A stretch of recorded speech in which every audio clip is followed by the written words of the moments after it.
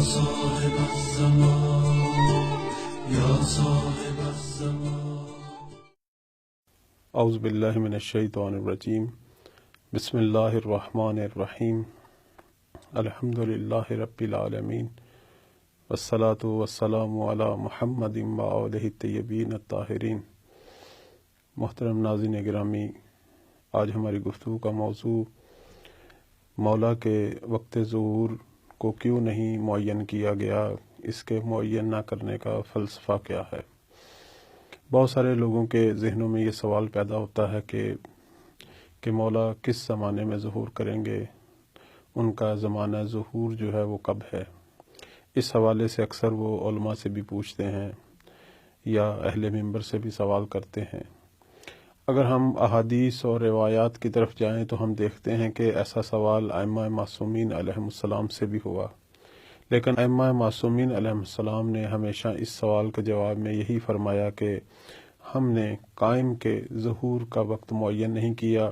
اور نہ یہ معین کریں گے، اور اگر کوئی معین کرتا ہے تو وہ کذاب ہے. ہمارا نام لے کر اگر کوئی معین کرتا ہے وہ بھی کذاب ہے، چونکہ ہم ائمہ اہل بیت نے ان کے زمانہ ظہور کو معین نہیں کیا.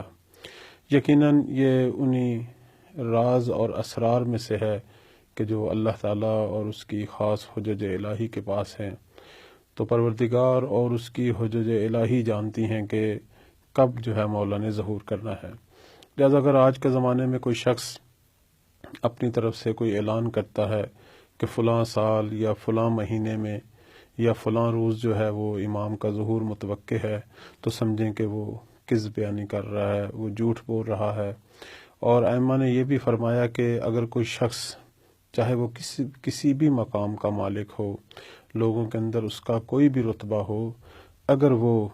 امام زمانہ علیہ السلام کے ظہور کا وقت معین کرے تو اس کی تکذیب کریں اور اس تکذیب کرنے میں کسی چیز کی پرواہ نہ کریں. اس حوالے سے میں کچھ روایات آپ کی خدمت میں بیان کرتا ہوں. بعنوان مثال مولا امام صادق علیہ السلام کا یہ فرمان ہے کہ ہم نے نہ تو پہلے ظہور کے لیے کوئی وقت معین کیا اور نہ ہی آئندہ معین کریں گے. بس اس حدیث سے واضح ہوا کہ ائمہ علیہم السلام کی طرف سے امام قائم علیہ السلام کا وقت ظہور جو ہے وہ معین نہیں ہے. اسی حوالے سے جب امام باقر علیہ السلام سے ان کے ایک صحابی نے امام قائم علیہ السلام کے ظہور کے بارے میں سوال کیا تو آپ نے فرمایا، جو لوگ ظہور کا وقت معین کریں وہ جھوٹے ہیں، جو لوگ ظہور کا وقت معین کریں وہ جھوٹے ہیں، جو لوگ ظہور کا وقت معین کریں وہ جھوٹے ہیں. گویا امام نے 3 دفعہ تکرار کیا ہے اور اس بات کو واضح کیا ہے کہ کوئی بھی شخص چاہے وہ کسی بھی مقام کا مالک ہے، اگر وہ ہمارے امام قائم کے ظہور کا وقت معین کرے تو وہ کذاب ہے. اور ان روایات سے یہ سمجھ آتی ہے کہ ائمہ جانتے تھے کہ آئندہ کچھ لوگ ایسے آئیں گے کہ جو اپنے خاص مذموم مقاصد، اپنی دکان چمکانے کے لیے یا اپنی شہرت کے لیے جو ہے وہ اس قسم کے کام کرنے کی کوشش کریں گے. تو مومنین کو جو ہے اس کے مد مقابل بابصیرت ہونا چاہیے، ہوشیار ہونا چاہیے اور توجہ رکھنی چاہیے کہ اگر کوئی شخص ایسا کام کر رہا ہے اور مولا کے ظہور کے وقت کو معین کرنے کی کوشش کر رہا ہے تو سمجھیں کہ وہ کذاب ہے اور وہ جھوٹا ہے، وہ اہل حق میں سے نہیں ہے. ہم دیکھتے ہیں کہ روایات کے اندر مولا امام صادق علیہ السلام سے ان کے ایک صحابی نے جب مولا کے ظہور کے حوالے سے سوال کیا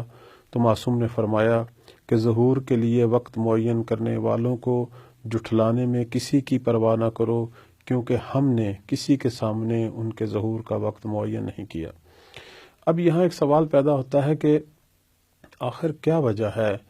کیوں روایات کے اندر امام زمان علیہ السلام کے ظہور کا وقت معین نہیں ہوا، اس کا فلسفہ کیا ہے. تو اس حوالے سے اگر ہم روایات کا مطالعہ کریں تو 2 چیزیں ہمارے سامنے آتی ہیں. ایک چیز جو ہمارے سامنے آتی ہے وہ یہ کہ ہم دیکھتے ہیں کہ اگر ائمہ علیہم السلام امام مہدی علیہ السلام کے ظہور کا وقت معین کر دیتے کہ مثلا 1000 سال یا 2000 سال یا چند 100 سال، تو اس وقت کیا ہوتا، درمیان کے جو زمانے ہیں، درمیان کی جو صدیاں ہیں، درمیان کے جو شب و روز ہیں، اس زمانے کے لوگ پھر مایوس ہو جاتے، ان کے دلوں میں امام مہدی علیہ السلام کے ظہور کی کوئی امید باقی نہ رہتی۔ تو پس مومنین کے دلوں میں امید ظہور کو باقی رکھنے کے لیے، تاکہ وہ ہر قسم کی مشکل کو، تاکہ وہ ہر قسم کی مصیبت کو تحمل کریں، اس عنوان سے کہ کسی وقت بھی ہمارے امام کا ظہور ہو سکتا ہے،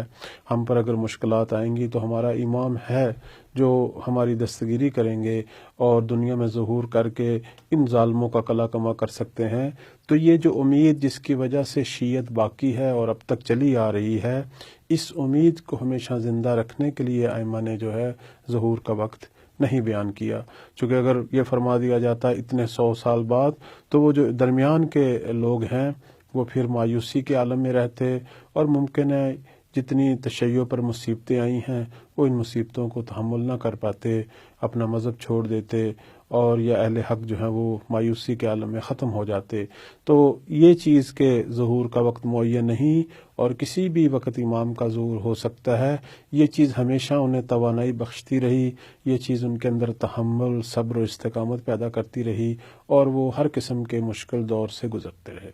ایک تو یہ فلسفہ سامنے آ رہا ہے۔ دوسری جو چیز سامنے آ رہی ہے وہ یہ ہے کہ مولا کا راستہ ہموار کرنا۔ اگر شروع کے لوگوں کو یہ پتہ چل جاتا کہ امام مہدی علیہ السلام نے کئی 100 سال بعد ظہور کرنا ہے، تو لوگوں نے نیک اعمال چھوڑ دینے تھے، لوگوں نے بینون منتظر اپنے وظائف کی طرف توجہ نہیں دینی تھی، لوگوں نے مولا کے ظہور کے لیے جو تیاری تھی وہ ختم کر دینی تھی کہ انہوں نے تو کئی 100 سال بعد ظہور کرنا ہے تو اب ہم تیاری کیوں کریں۔ تو اس عنوان سے کیا ہونا تھا، لوگوں نے گناہ اور معصیت میں پڑنا تھا، لوگوں نے اپنی عاقبت خراب کرنی تھی۔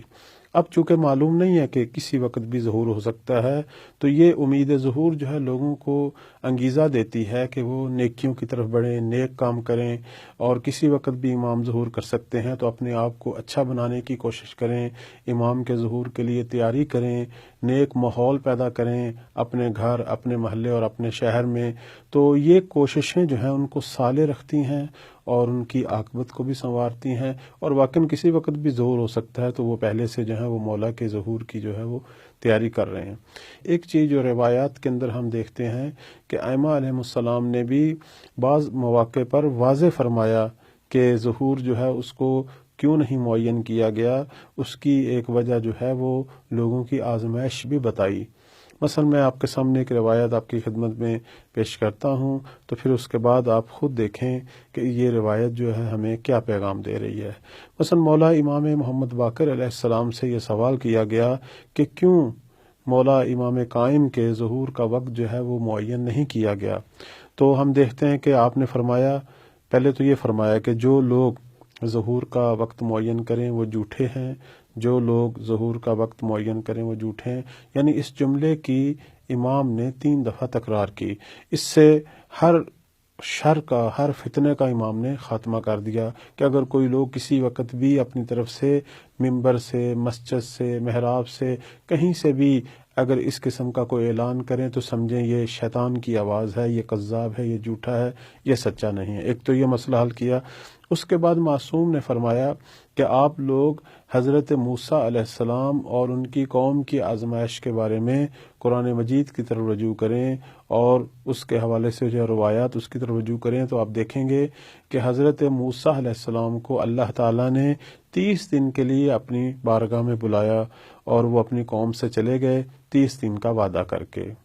اور آخر میں کیا ہوا، جب حضرت موسیٰ علیہ السلام نے وہاں 30 دن گزارے تو اللہ تعالیٰ نے ان کی قوم کے ایمان کو آزمانے کے لیے اس کے اندر 10 دن کا اضافہ کر دیا۔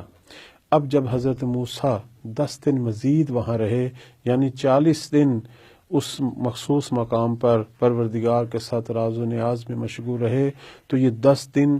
قوم میں کیا تبدیلی لائے؟ بہت سارے لوگوں نے اپنا ایمان چھوڑ دیا، توحید کا دامن چھوڑ دیا، گوسالہ پرستی میں مبتلا ہو گئے، مشرک ہو گئے، اور اللہ کی اس عظیم آزمائش سے جو ہے وہ ناکام ہو کے نکلے۔ بہت کم لوگ تھے جو ایمان کے دامن کو صبر و استقامت سے تھامے رہے اور پروردگار کی توحید پر باقی رہے۔ تو پھر پروردگار نے ان لوگوں کو سخت سزا دی، اور اس کا قرآن مجید میں ذکر ہے۔ تو معصوم اس حوالے سے فرما رہے ہیں کہ اگر یعنی یہ پیغام دینا چاہتے ہیں کہ اگر ہم آپ کے لیے ایک زمانہ معین کر دیتے یا جس طرح پروردگار کی منشا ہے وہ آپ کو بتا دیتے، تو بعد میں اگر اللہ تعالیٰ خود آپ لوگوں کے ایمان کو آزمانے کے لیے اس میں کچھ 100 سالوں کا یا کچھ اور سالوں کا اضافہ کر دیتا، تو پھر تم لوگ اپنا ایمان کا دامن چھوڑ دیتے، اور بہت سارے لوگ جو ہے وہ جو جنت کی راہوں میں ہیں وہ جہنم کی طرف چلے جاتے۔ اور یہ نہ بتانا گویا آپ کے لیے خیر و برکت ہے، یہ آپ کے لیے لطف ہے کہ اللہ تعالیٰ جو ہے اس نے اس آزمائش سے آپ کو بچا لیا جو اس سے پہلے قوم موسیٰ کی ہوئی۔ تو خلاصہ یہ ہے تمام ناظرین گرامی کی خدمت میں آخری جو نکتہ عرض کروں گا کہ ہم لوگ یہ نہ سوچیں کہ مولا کب ظہور کریں گے، ہم صرف یہ سوچیں کہ اگر مولا ظہور فرمائیں تو ہم ان کے ظہور سے پہلے تیاری کر چکے ہیں، آیا اپنے آپ کو اس قابل بنا چکے ہیں